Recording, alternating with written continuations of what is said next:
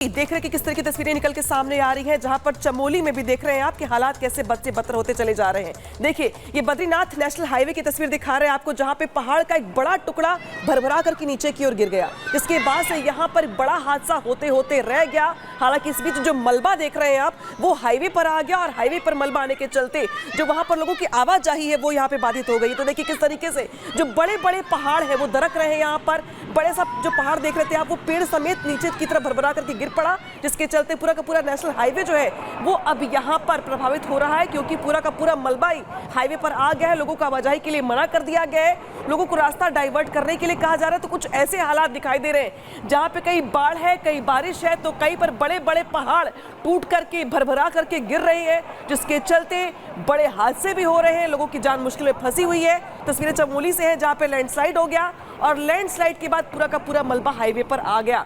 तो देखिए हालात, चाहे उत्तराखंड की बात करें हम या फिर बात करें अलग अलग राज्यों की, जहां पर बाढ़ बारिश के चलते जो जिंदगी है वो मुसीबत में फंसी हुई है। और शायद यही वजह है कि दरअसल जो मौसम का तांडव है वो देखने को मिल रहा है।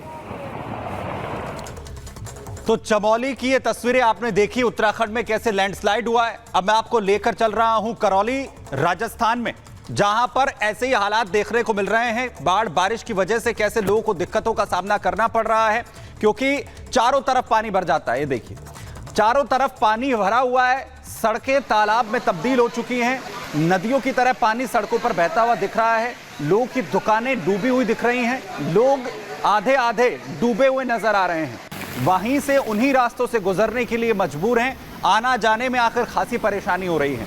और जो स्थिति है ये राजस्थान के करौली की है, जहां कहा जाता है कि राजस्थान में बारिश नहीं होती है, लेकिन इस बार आखिर कैसे लगातार एक के बाद एक बारिश के हालात बने हुए हैं। और उसके बाद वाटर लॉगिंग की समस्या इतनी है कि आने जाने में भी लोगों को दिक्कतों का सामना करना पड़ रहा है। गाड़ियां डूबी हुई हैं, बाइकें तो पूरी डूब चुकी हैं, आधी आधी गाड़ियां डूबी आपको नजर आ रही हैं। चारों तरफ पानी भरा हुआ है, दुकानों में पानी भर चुका है। तस्वीरें देखिए आपने करौली की, लेकिन कुछ ऐसे ही हालात गुड़गांव में भी दिखाई दे रहे हैं, जहां पर गुड़गांव में बारिश के चलते जो पानी है बारिश का वो लोगों के लिए आफत बन गया है। क्योंकि तस्वीर दिखा रहे हैं आपको हम गुड़गांव की, जहां पर पॉश इलाकों में कुछ ऐसे हालात है जिसे देख करके आप चौंक जाएंगे। सड़कों पर जो है यहाँ पर इतना पानी भरा हुआ है कि सड़कें यहाँ पर दरिया बन गई हैं और इस दरिया में लोगों को यहाँ पे निकलना पड़ रहा है, जिसके चलते ये देखिए जैसा जो वाटर फ्लो देख रहे हैं अभी आपने बताने के लिए काफी की जिंदगी इसमें भारी पड़ रही है। जो बसें हैं यहाँ पर वो कितनी मुश्किल से चल पा रही है, जो बाकी गाड़ियां वो आधी डूबी हुई हैं, जो गाड़ी के पहिए देख रहे हैं वो यहाँ पे डूबे हुए हैं, लोग इतनी मुश्किल से वहां से निकल पा रहे हैं। और ये पानी जो है, ये जल जमाव जो है वो आफत बढ़ा रहा है लोगों की, क्योंकि इसी के चलते बड़े बड़े हादसे भी हो रहे हैं। तस्वीरें दिखा रहे हैं आपको हम, 3 तस्वीरें हैं गुड़गांव की, जहां पे देख रहे हैं आपकी जिस तरीके से वाटर फ्लो हो रहा है। जो नदियां हैं वो तो उफान पे हैं, लेकिन जो नाले हैं वो भी यहाँ पर जिस तरीके से ओवरफ्लो हो चले हैं, सड़कें यहाँ पे जलमग्न हो चली हैं। और शायद यही वजह है कि वहां से गुजरने वाली चाहे गाड़ियां हो, चाहे लोग हो, चाहे बसें हो, चाहे बाइक हो, चाहे स्कूटी हो, सब कुछ वहां पर डूबता उतराता हुआ दिखाई दे रहा है। बड़ी मुश्किल से लोग वहां पे रास्ता पार कर रहे हैं। और जो वहां पे आवासीय इलाके हैं, चाहे वो दुकानें हैं, मकान हो, सब कुछ यहाँ पर जलमग्न होता दिखाई दे रहा है। तो देखिए किस तरीके से उत्तराखंड हो, चाहे हिमाचल हो, चाहे तस्वीरें गुड़गांव की दिखाई हमने आपको, हर जगह बाढ़ बारिश के चलते हाहाकार मचा हुआ है। पहाड़ दरक रहे हैं, नदियां उफान पर है, नालों ने यहाँ पे सड़कों को दरिया बना दिया है। जल जमाव के चलते जगह जगह पे लोगों की आफत बढ़ी हुई है, लोगों को ऑफिस जाना और रोजमर्रा के कामकाज करना भी मुश्किल हो चला है।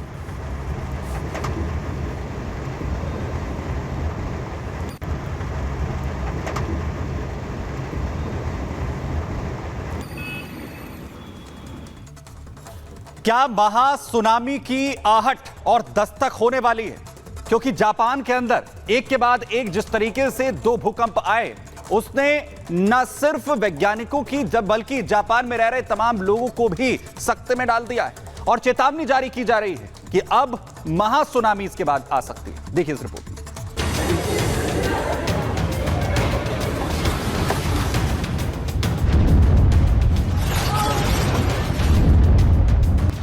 पहले भूकंप ने हिलाया और अब सुनामी का साया।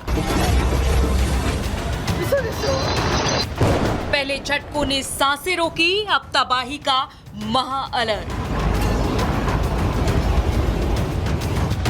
पहले भूकंप से धरती कांपी और अब आने वाली है सुनामी। दुकानों में खड़े लोग हिले, सड़कों पर खड़ी गाड़ियां हिली, लोगों की सांसें थम गई, मॉल में भगदड़ मच गई और अब जापान में आने वाली है महासुनामी, जिससे जापान में रहने वाले लोगों के ऊपर मौत का साया मंडराने लगा है। पहले कई बार सुनामी की मार झेल चुका जापान एक बार फिर से तबाही के आगोश में समाने वाला है। ऊंची ऊंची लपटें और बर्बादी की तस्वीरें एक बार फिर से नजर आने वाली हैं। मौसम विभाग ने तो अलर्ट जारी कर दिया है, लेकिन अब जापान के लोग डर के साए में अपनी एक एक सांस लेने को मजबूर हो गए हैं।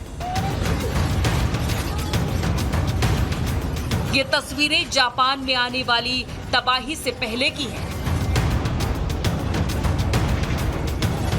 ये तस्वीरें जापान में होने वाली बर्बादी का ट्रेलर है। महातबाही की पूरी फिल्म जापान में रिलीज होना अभी बाकी है।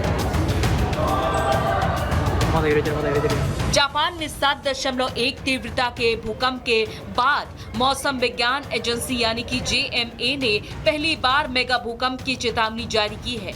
एजेंसी ने लोगों को 8 से 9 तीव्रता वाला भूकंप आने की संभावना के लिए तैयार रहने की सलाह दी है, जो जापान के तट से दूर समुद्र में आ सकता है, जिसकी वजह से 1 मीटर ऊंची लहर उठ सकती है, जिसकी वजह से जापान के मियाजाकी, कोची, इहिमे, कागोशिमा, आइता के साथ कई इलाकों में सुनामी को लेकर हाई अलर्ट जारी किया गया है। हालांकि सुनामी से निपटने के लिए सरकार ने टास्क फोर्स का गठन जरूर किया है, ताकि हालातों से निपटा जा सके। इतना ही नहीं, जापान के प्रधानमंत्री फूमियो किशिदा ने हालात पर नजर बनाए रखने के लिए अपने सारे दौरे, सारी यात्राएं रद्द कर दी हैं। जापान के सुनामी वार्निंग सिस्टम के मुताबिक अगर भूकंप के बाद सुनामी का अलर्ट जारी होता है और इसके बाद समंदर में 1 मीटर ऊंची लहरें उठती हैं, तो इसे सुनामी कैटेगरी में रखा जाता है। इनकी ऊंचाई बाद में 3 से 5 मीटर भी हो सकती है, और अगर 5 मीटर तक लहरें उठती हैं तो इसे मेजर सुनामी कैटेगरी में रखा जाता है। अब सवाल उठता है कि जापान में ही ज्यादा सुनामी क्यों आती है। दरअसल भूकंप के लिहाज से जापान सबसे ज्यादा सेंसिटिव एरिया है। इशिकावा प्रांत जहां भूकंप आया है, वो रिंग ऑफ फायर के करीब स्थित है।